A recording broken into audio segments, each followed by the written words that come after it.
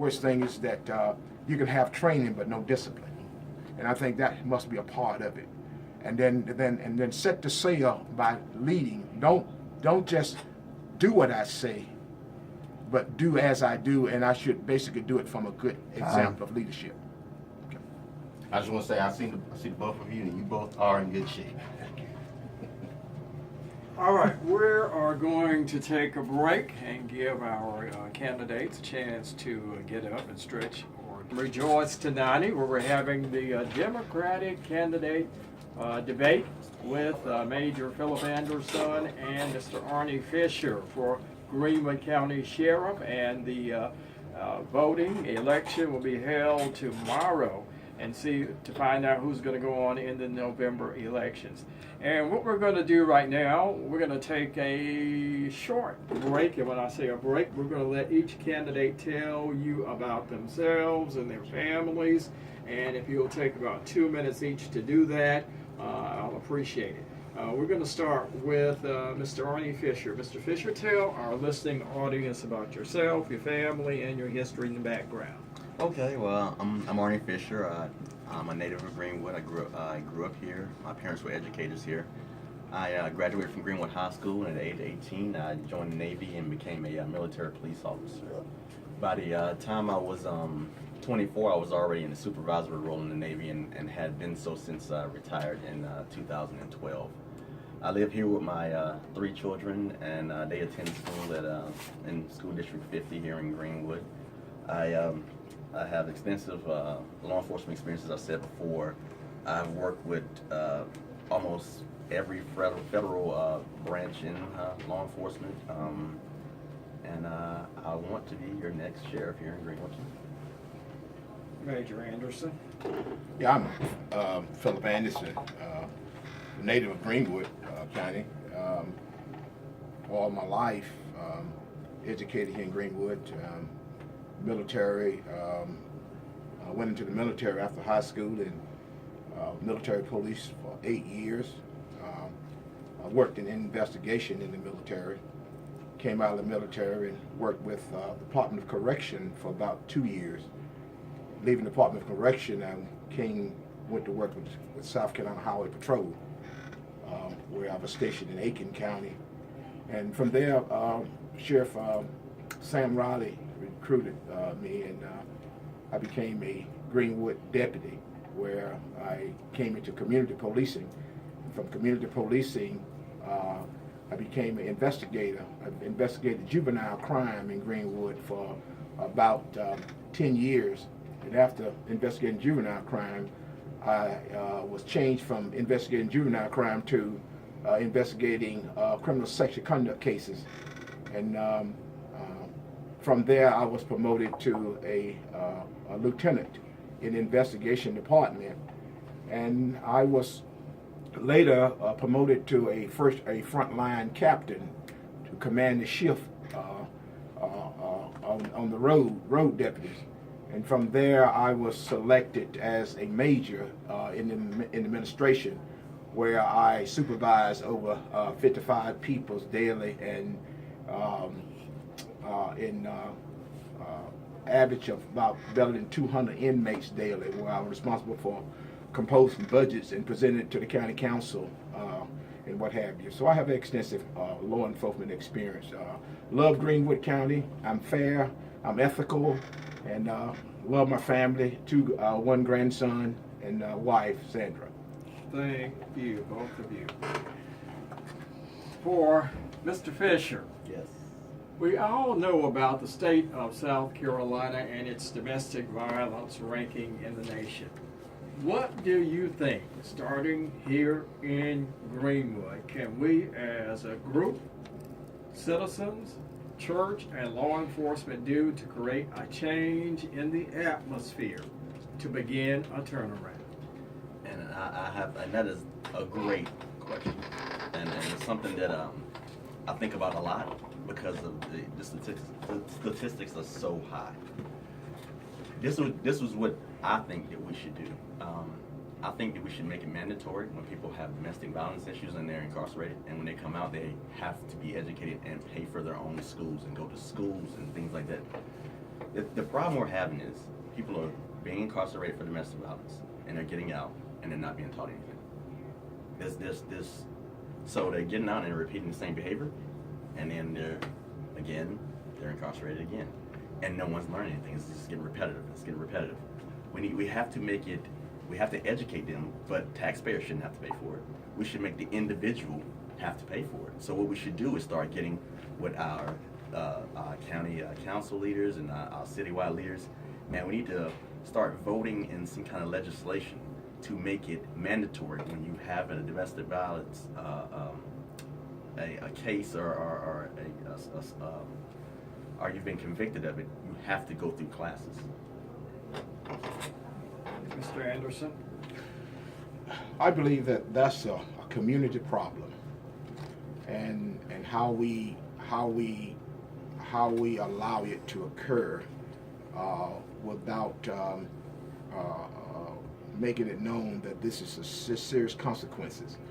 I think every entity of the county must be involved and help combat that problem. Our faith-based churches must be involved. Pastors in the community must be involved. Law enforcement must be involved. And the court system must be involved. And we must work together and put our heads together and figure out ways.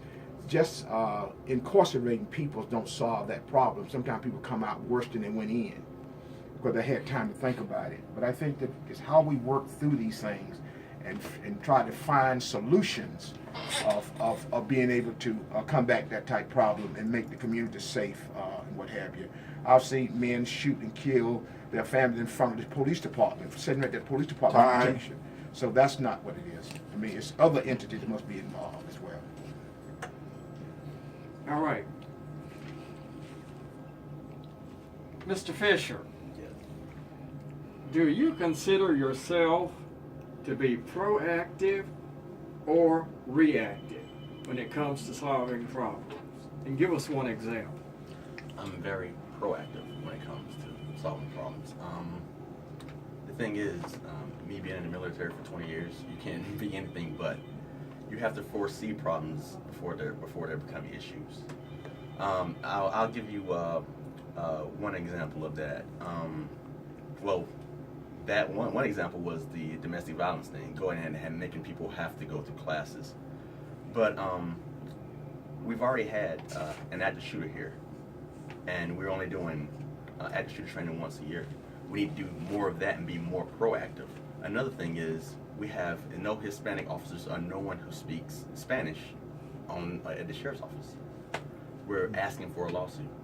We're asking, how are we sure that when we pull some Hispanic person over who only speaks Spanish, that they're being read their rights properly? That's a problem. And we could be, as a county, we could get sued for that. Someone could say, hey, I didn't understand my rights. So that's the type of proactive thinker I am. So, I mean. Mr. Anderson. State that question again, please, sir. The question, do you consider yourself proactive or reactive when it comes to solving problems? And give us one example. I think as leadership, and from the perspective of a sheriff, you must be proactive. You must have policy in place as clear as possible. And whenever a situation occurs that there is no policy, you must find yourself implementing policy to include those things, whatever is transpired. I think everything should be a policy as how we in law enforcement, how we conduct business. If not, we have a tendency to work outside of the of things and not really. And sometimes we can overdo things, and that's when we talk about liability again. That's when we go overboard. But where there's policy in place, that's why you have to have trained people to know and to be able to try to think outside the box as to what's going to come down the pipeline that policy will govern. And so you put those policy in place, and then you pray that things will operate within those policies. Mr. Thomas. We've talked today about the problem with mistrust between the community and the sheriff's department or in policing agencies. So how would you establish financial controls to ensure public confidence with the sheriff's offices concerning the use of public funds? Who are you addressing? Who's that for? I'll take it. Mr. Fisher. Do you want me to answer that? Yes, if you would answer. Okay. Well, can you read the last part of that question? How would you establish financial controls to ensure public confidence in the sheriff's office use of public funds? Okay, this is the thing. I've already balanced the budget before. When I was in Iraq, I was in charge of all the canines on the southern border of Iraq. I've already balanced the budget before. I've had experience at balancing the budget, but that wasn't good enough for me.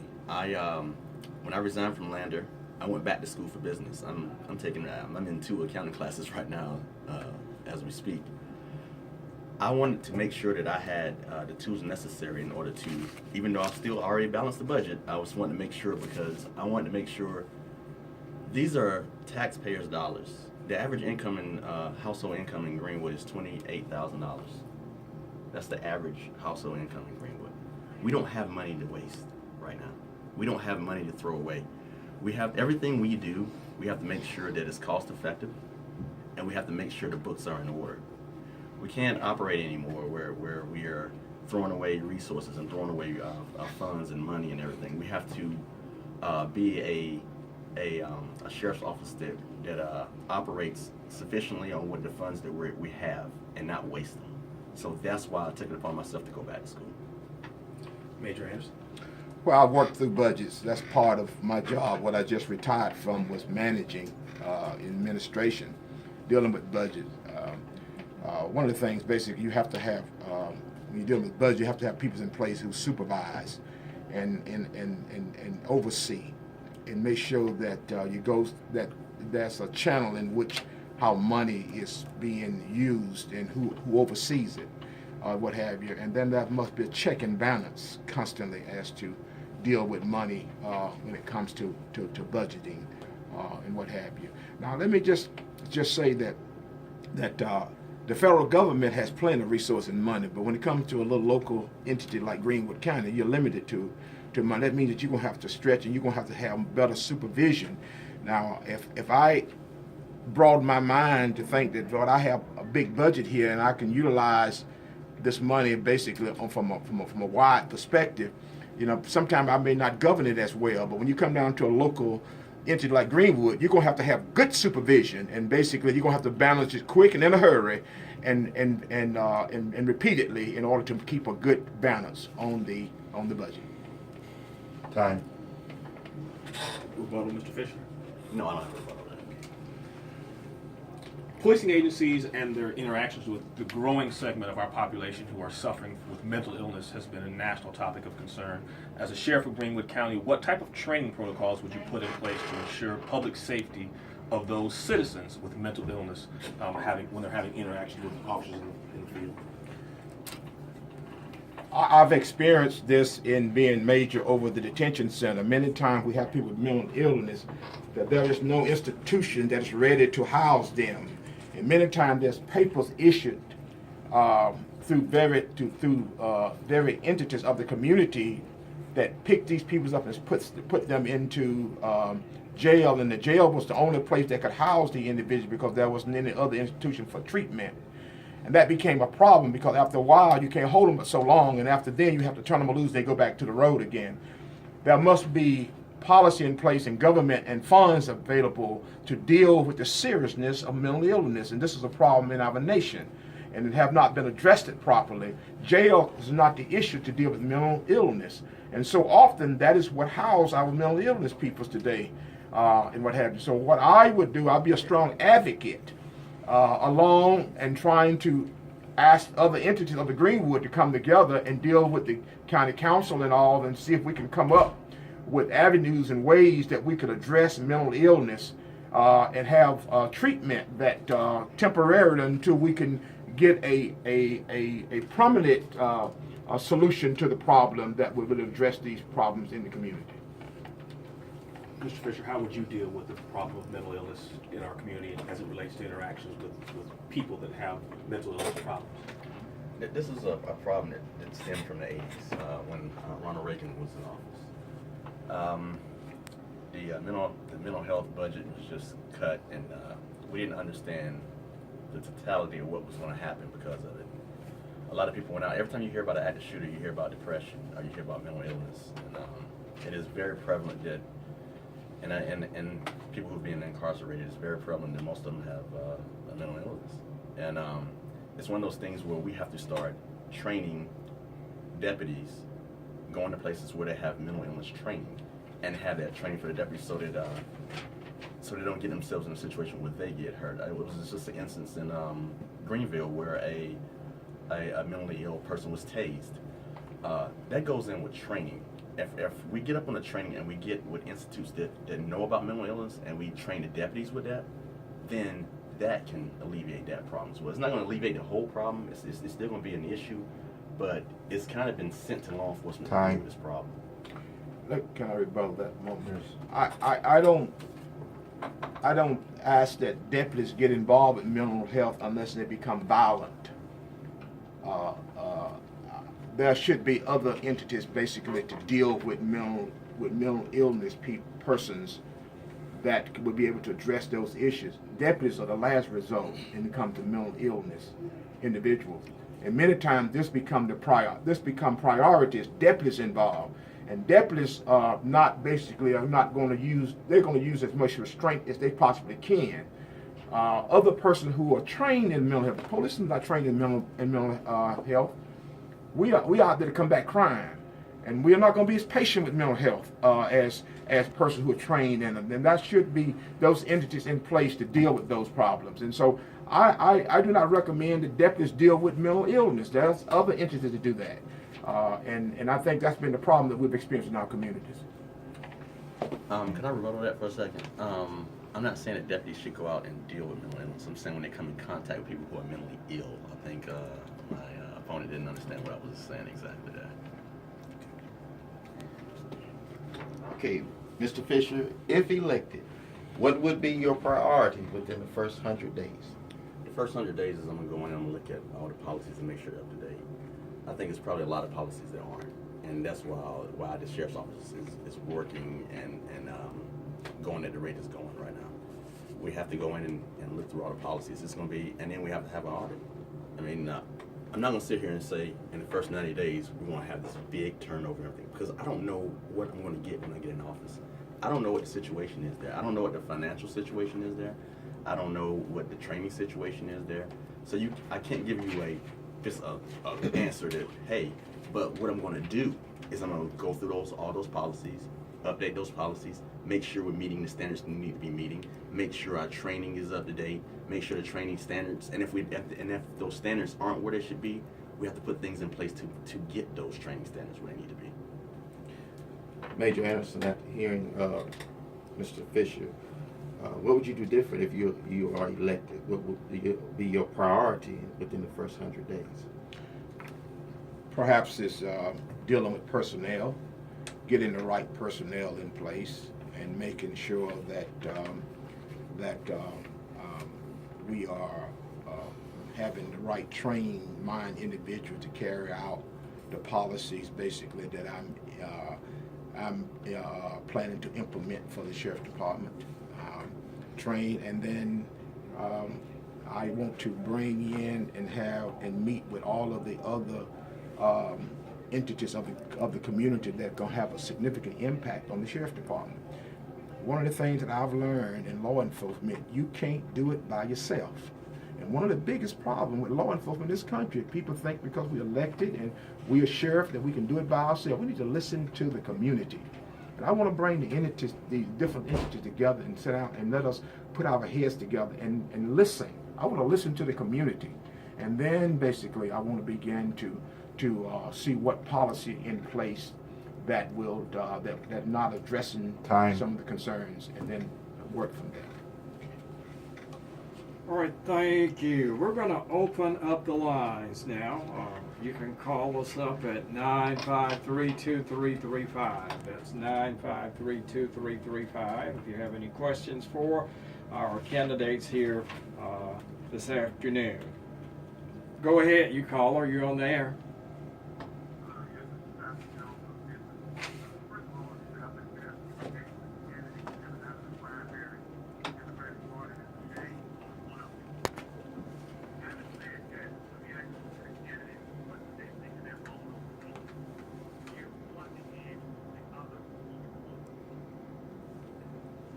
Thank you, caller. I'll take that question. I think that my edge in this election is that I'm trained, I'm experienced. I'm running for an office that I have just retired from. I know it. I know it from the inside out. I know what it takes to make the Sheriff Department Greenwood click and come together and get fight and combat crime in this community. I'm professional. I'm disciplined. I'm ethical, and I respect peoples, and I have compassion for the community, and I know how to work with people to make a difference. I'm not high-minded, and I don't think that I would be all of that, and that's the answer. I want people to be involved in the operation of the Sheriff's Department to help make policy that would curtail and the community would be involved in making these policies and what have you. And so that's what I think I bring to the table. I'm experienced in every aspect of Sheriff's Department of law enforcement in Greenwood County. I am an experienced law enforcement officer. Mr. Fisher? I think what I bring to the table is an open-mindedness to not think that I know everything already. I am thoroughly trained. I have 4 police academies. I bring a plan. I actually have a platform. I don't say I want the sheriff's office to be accountable. I actually want to have a internal affairs detective if we have anything that's a problem inside internally. I don't say that I want to bring back training to the sheriff's office. I actually have a plan to bring training into the sheriff's office and implement that training. I have a plan with community policing. I actually have a platform, and I've actually done a budget and have experience with doing a budget, and that's our major issue right now. I think law enforcement-wise, there's not any candidate, Republican or Democrat, that has more training than me, period. All right, thank you. We have another caller. Let me rebuttal that a moment, please. All right. I believe that when it comes to local law enforcement of the state of South Carolina, that's different than laws of the federal government and laws of the state of South Carolina. You can be trained in laws of the nation, but not in laws of South Carolina. And that means sometimes that the laws of the nation will not apply specifically to the local government. There's some things we have to learn through South Carolina Criminal Justice Academy and put it in place of experience. I'm not only am I trained and academy trained as to the same type of academy that Brother Fisher just mentioned. I'm trained through investigation and all how to protect criminal crimes when you go into a crime scene when you go into them. So I think that just because I've been trained into the federal law don't mean that I'm ready for the Sheriff's Department. I just have one rebuttal to that. The duty of the sheriff is to abide by the U.S. Constitution and the state constitution. So that's the duty of a sheriff. So it doesn't matter local laws and everything. The duty of a sheriff is to go by the U.S. Constitution and the statutes of the U.S. Constitution and the state constitution. So I take it you're against states' rights. Say again? I take it you're against states' rights. Why would I be against states' rights when the duty of a sheriff is to abide by the U.S. Constitution and the state constitution? That doesn't make sense what you just said, Bill. All right. Caller. We're back in the time on that one. Caller, go ahead. Caller, you're on the air. All right. 953-2335. 953-2335. If you'd like to call us up and ask the candidates a question. They're here for the debate, Democratic candidate we're trying to, which will be decided tomorrow. Go ahead, caller. You're on the air. Oh, Go ahead, caller. You're on the air. okay, there are two words. Toughness, tactfulness. What do these words mean to you? And when and how will your staff and your deputies exercise toughness and tactfulness?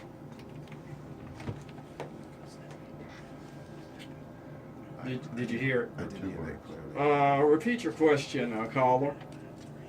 Okay, there are two words. Toughness and tactfulness. What do these words mean?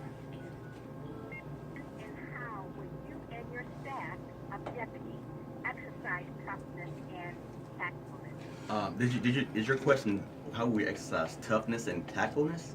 Yes, that's what she stated. Okay, toughness yeah. and tactfulness. I don't plan on having a sheriff's office that needs to be tough. We're going to be more community related. The tactful, that comes in with professionalism, being professional and professionally trained. I don't think that a sheriff's office these days needs to be tough. I think that's why we just need to be fair, firm, and impartial, not tough. I somewhat agree with that. I think that one of the things is being disciplined. One of the things that we have to have as deputies in the sheriff's department when we deal with people. We're not dealing with stuff and things. We're dealing with people.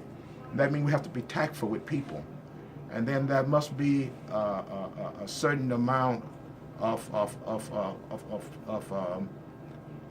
strength that we use in how we think and how we do things. But then we cannot overdo things in a way when we're dealing with the public. We have to take time and be patient with people. Sometimes just because we have the authority, we should not just basically be so hasty in snatching people's and giving them time to respond. And so I answered that question from that perspective. All right, we have another caller. Go ahead.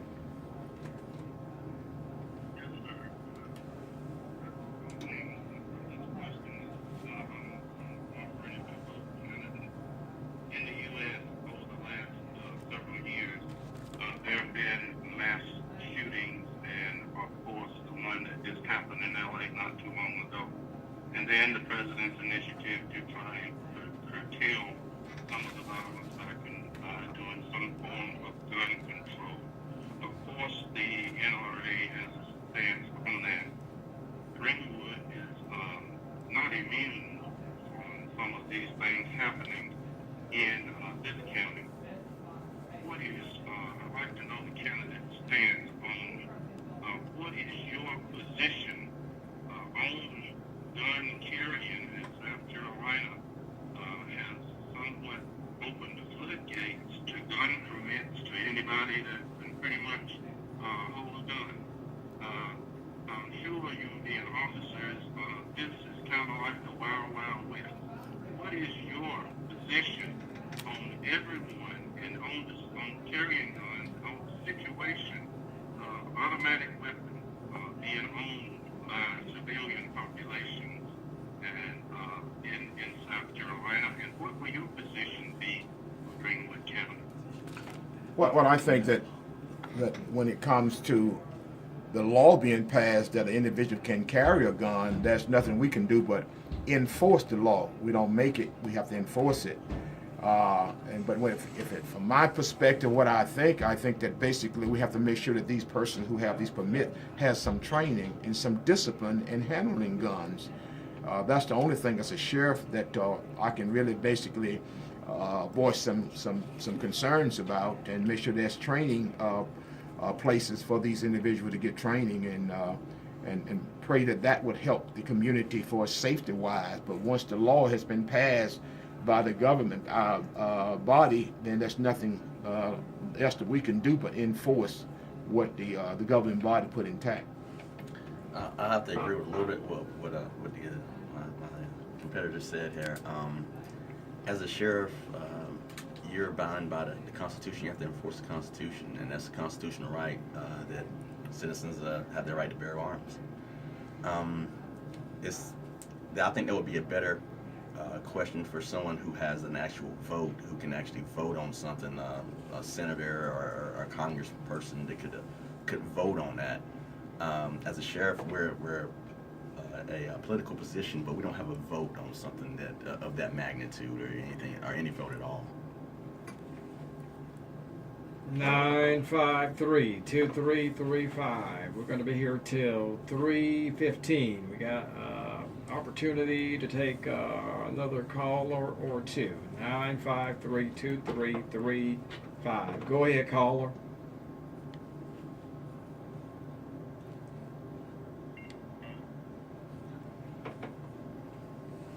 Go ahead, caller.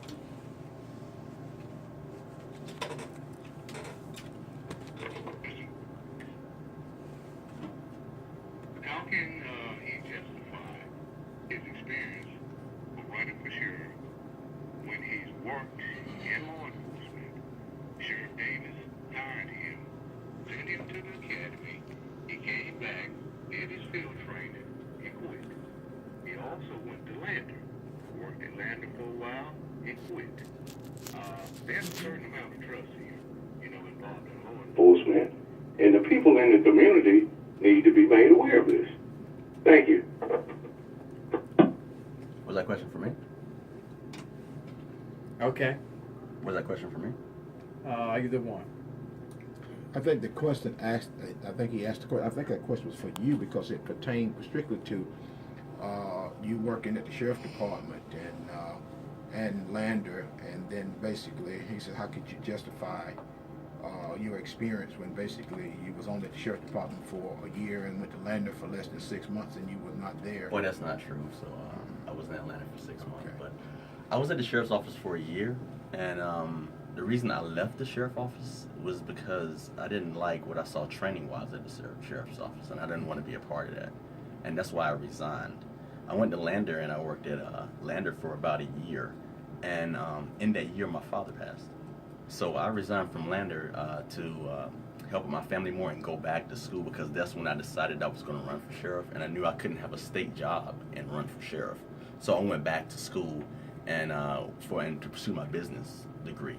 So I don't think that's an issue of trust or anything. I think that's an issue of being driven and having a goal and trying to achieve a goal. Rebuttal? All right.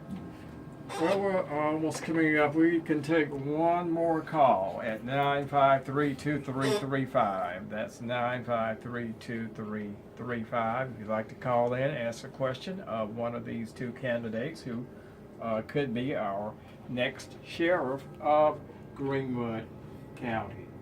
I have one final question I'd like to ask, and of course, Mark, he brought it up earlier in the debate, and we'll go back to the telephone. Go ahead, caller.